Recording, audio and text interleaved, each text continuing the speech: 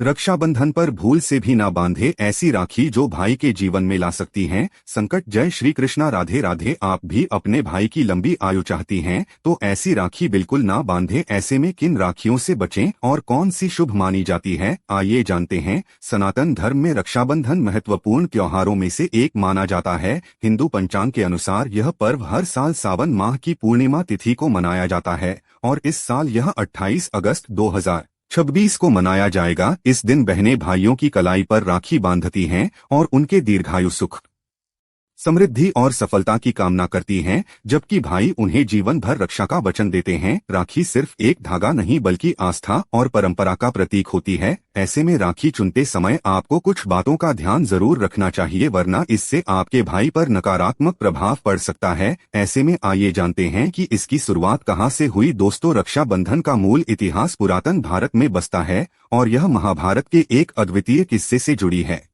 महाभारत के अनुसार एक बार सुदर्शन चक्र से चोट लग जाने पर कृष्ण जी की उंगली से खून निकलने लगा। इस बीच द्रौपदी, जो पूरी घटना देख रही थी, उन्होंने खून को रोकने के लिए अपनी साड़ी का थोड़ा सा हिस्सा फाड़ा और प्रभु श्री कृष्ण की उंगली को उससे बांध दिया, जिससे खून रुक गया। इससे खुश होकर प्रभु श्री कृष्ण ने आवश्यकता पड़ने पर द्रौपदी की रक्षा करने का वचन दिया था। वहीं द्रौपदी के चीरहरण के दौरान जब द्रौपदी ने श्री कृष्ण को याद किया तो उन्होंने रक्षा करने का वचन निभाया और द्रौपदी के मान सम्मान को बचाया। अब जानते हैं कि रक्षाबंधन पर कौन सी राखियां खरीदने से बचना चाहिए। बाजार में आजकल रंग बिरंगी और रेंडी राखियां खूब बिक रही हैं, जिनमें कार्टून कैरेक्टर, मेटल या फिर अन्य डिजाइन वाली राखियां शामिल होती हैं। हालांकि ये राखियां भले ही बच्चों या युवाओं को आकर्षित करती हैं, लेकिन धार्मिक दृष्टिकोण से इन राखियों का विशेष महत्व होता है। रक्षाबंधन का पर्व बहन द्वारा भाई की कलाई पर एक पवित्र और शुद्ध धागा बांधने की परंपरा से जुड़ा है, इसलिए इस रक्षाबंधन ब्रेसलेट वाली राखी बांधने से बचें। कई बार ऐसा होता है कि बहनें अपने भाई की कलाई पर भगवान की तस्वीर या प्रतीक जैसे गणेश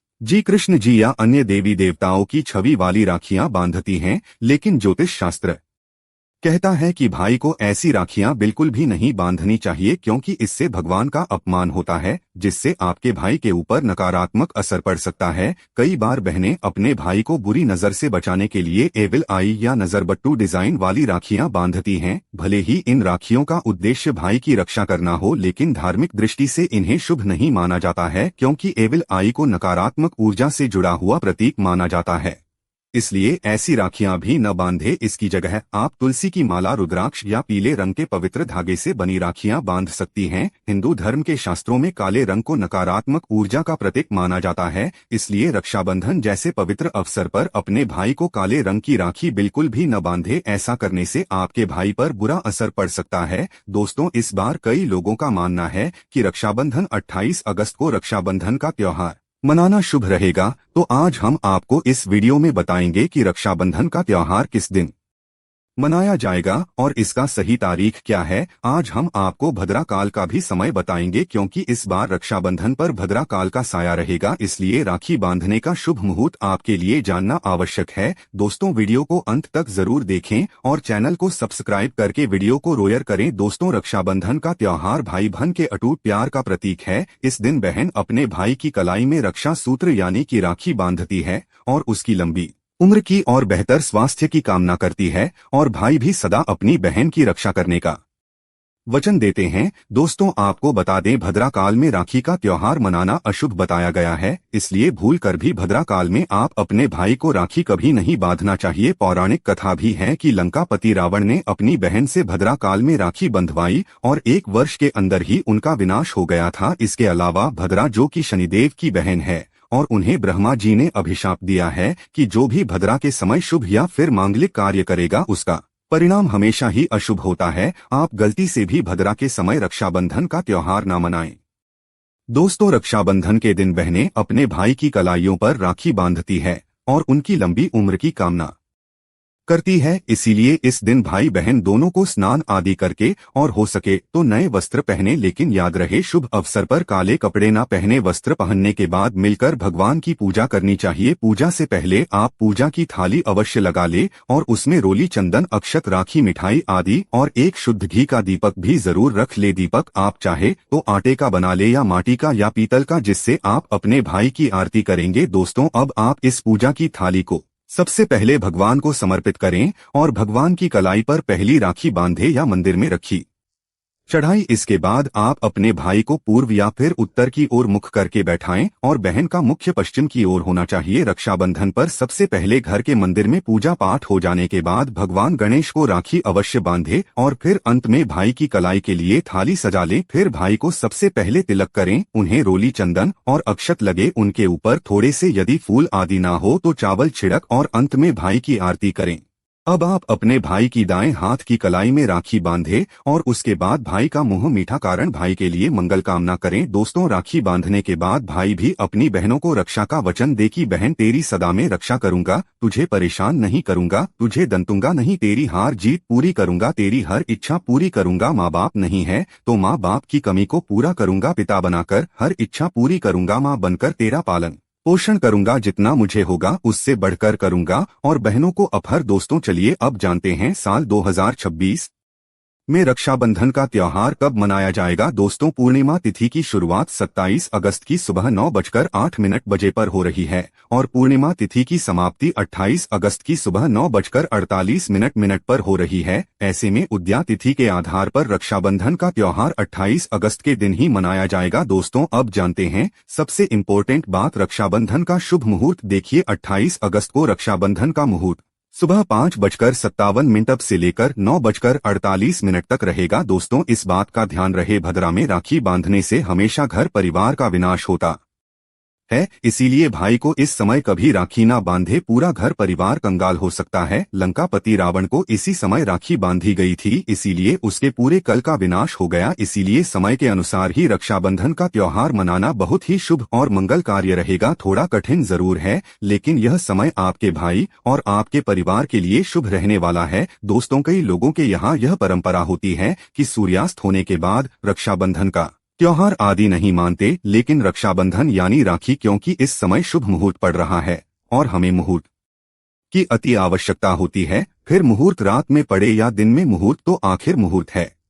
यह दोस्तों, मुहूर्त पर राखी बांधने से भाई को कई लाख गुना शुभ फलों की प्राप्ति होती है, उसका कभी अमल नहीं होता। ऐसी बहन का भाई जहां भी जाएगा दिन दुगनी रात चौगुनी तरक्की ही पाएगा। ऐसा भाई लाखों करोड़ों में खेलेगा, रुतबा पैसा धन दौलत सब कुछ मिलेगा। नहीं राहु दोष, पितृदोष, नजर दोष, मंगल दोष सब कुछ दूर रहेंगे। दोस्तों, और रक्षाबंधन पर भाई को काली राखी नहीं बांधना चाहिए, शुभ नहीं माना जाता। भाई की कला पर हमेशा लाल रंग की राखी बांधना बहुत ही शुभ और मंगलकारी माना जाता है। दोस्तों, और रक्षाबंधन के पावन अवसर पर उपहार में बहन को चाकू, छुरिया आदि कभी नहीं देना चाहिए, पर नकारात्मकता का गहरा असर पड़ता है। बहन को सफेद कपड़ा भी उपहार में नहीं देना चाहिए, कोई चप्पल आदि भी नहीं देना चाहिए। उपहार में दक्षिण सुंदर भेंट अवश्य देना चाहिए। एक प्यारी बहन ने अपने भाई को भाई बनाया, भाई का दर्जा दिया, तो भाई अपनी बहन के लिए इतना तो कर ही सकता है, बड़ा सुकून और सुख मिलता है। दोस्तों, धर्मशास्त्रों के अनुसार माना जाता है कि बहन को राखी बांधने के लिए भाई के घर खुद बहन को जाना चाहिए। शास्त्रों के अनुसार, वेद पुराण के अनुसार ऐसा माना जाता है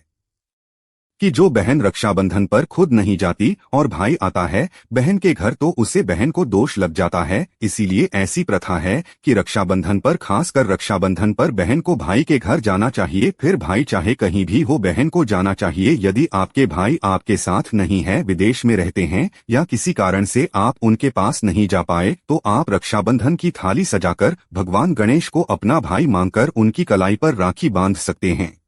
उसे थाली में रखी मिठाई, अक्षत, रोली और चंदन का तिलक रखें। यह राखी आपके भाई तक स्वयं ही पहुंच जाएगी। चाहे आप श्री कृष्ण को राखी बांधे या नारायण को, जिसके भी आप भक्त हो, उनकी कलाई पर बांधी गई राखी आपके भाई तक पहुंचेगी। ऐसी राखी जो सच्ची श्रद्धा और भावना से बांधी गई हो, वह ईश्वर के समान पवित्र मानी जाती है। रक्षाबंधन के दिन खाने में क्या बनना चाहिए, इसके बारे में जानते हैं। इस पावन अवसर पर बिना लहसुन प्याज का शुद्ध भोजन बनाना चाहिए, क्योंकि इस दिन देवताओं की शक्तियां धरती पर विचरण करती हैं। भगवान स्वयं अपने भक्तों से राखी बंधवाने आते हैं और उन्हें भोग लगाया जाता है, इसलिए इस दिन भाइयों के अंदर साक्षात ईश्वर का वास माना जाता है। लहसुन, प्याज, मांस, मदिरा, सिगरेट, गुटखा आदि नशीले पदार्थों का सेवन नहीं करना चाहिए, नहीं इसे बने व्यंजन बनाने चाहिए। ऐसा करने से रक्षाबंधन का पवित्र संकल्प टूट सकता है और बहन का व्रत भंग हो सकता है। इस दिन खीर, पूरी, मीठा, हलवा, मीठी सेवई आदि मीठे व्यंजन अवश्य बनाने चाहिए। कुछ भी ना बनाए पर मीठा जरूर बनाए, क्योंकि इस दिन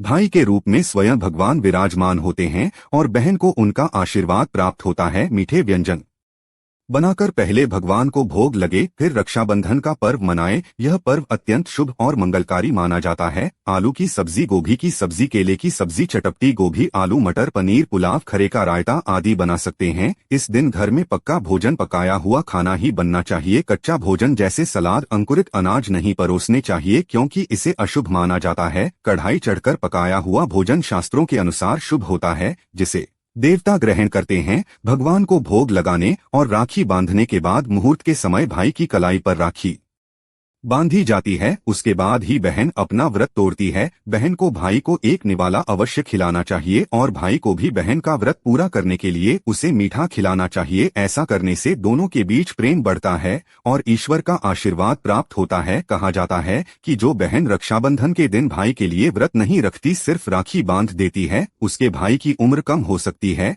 और बहन को इस दिन व्रत अवश्य रखना चाहिए क्योंकि इससे भाई की आयु बढ़ती है, प्रेम बढ़ता है और ईश्वर प्रसन्न होते हैं। वरना रक्षाबंधन का पूरा फल प्राप्त नहीं होता। यदि रक्षाबंधन शुक्रवार को पड़े और आप संतोषी माता का व्रत रखते हो तो घर में खट्टे पदार्थ नहीं बनाने चाहिए। इमली, नींबू, आम आदि खट्टी चीजों से परहेज करें क्योंकि इससे माता संतोषी नाराज हो सकती है। शुक्रवार को रक्षाबंधन पड़ने पर माता संतोषी की विशेष कृपा होती है, इसलिए थोड़ा संयम बरते। माता संतोषी का क्रोध भी बहुत भयंकर होता है, इसलिए सावधानियां की बहन भाई को राखी बांधने के बाद अपने हाथ में कुछ रुपए लेकर उसके ऊपर से 7 बार उतरे, फिर उन पैसों से एक नई राखी खरीदकर किसी पीपल या पवित्र वृक्ष पर बंध दे। वृक्ष पर तिलक करे, मीठा भोग लगे और राखी बांधे। ऐसा करने से भाई की रक्षा होगी, उसे विजय प्राप्त होगी और दोनों का कल्याण होगा। इस उपाय से भाई को नजर, काल, सर्प दोष, पितृ दोष का प्रकोप या गरीबी नहीं सताती।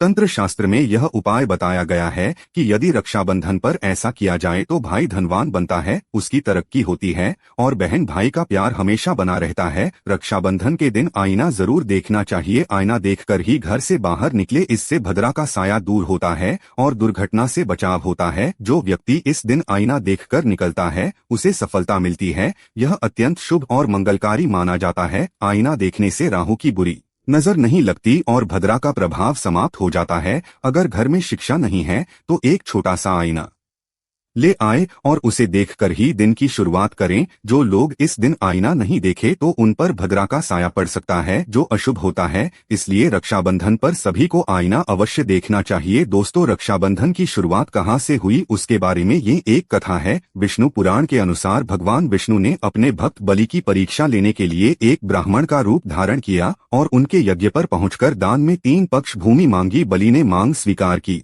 तो प्रभु ने एक पग में आसमान नापा तो दूसरे पग में पूरी जमीन नाप डाली। बलि समझ गए कि प्रभु उनकी परीक्षा ले रहे हैं, इसलिए बाली ने प्रभु का तीसरा पग अपने सिर पर रख लिया और उनसे विनती कि मुझे स्वीकार कर मेरे साथ रहें। भगवान विष्णु को बाली की बात माननी पड़ी। ऐसे में भगवान विष्णु के न लौटने पर माता लक्ष्मी परेशान हो गई। उन्होंने गरीब महिला का रूप धारण किया और राजा बलि के पास पहुंच गई और उन्हें राखी बांधी। राजा बलि ने माता से मनचाहा उपहार मांगने को कहा, जिसके बदले में माता लक्ष्मी ने अपने पति भगवान श्री हरि विष्णु के वापस लौटने की मांग की। अपने वादे को पूरा करने के लिए बलि ने माता लक्ष्मी की मांग को स्वीकार कर लिया। तब से रक्षाबंधन का पर्व मनाया जाता है। दोस्तों, सच्चे मन से कमेंट में लिखें जय श्री कृष्णा, हर हर महादेव।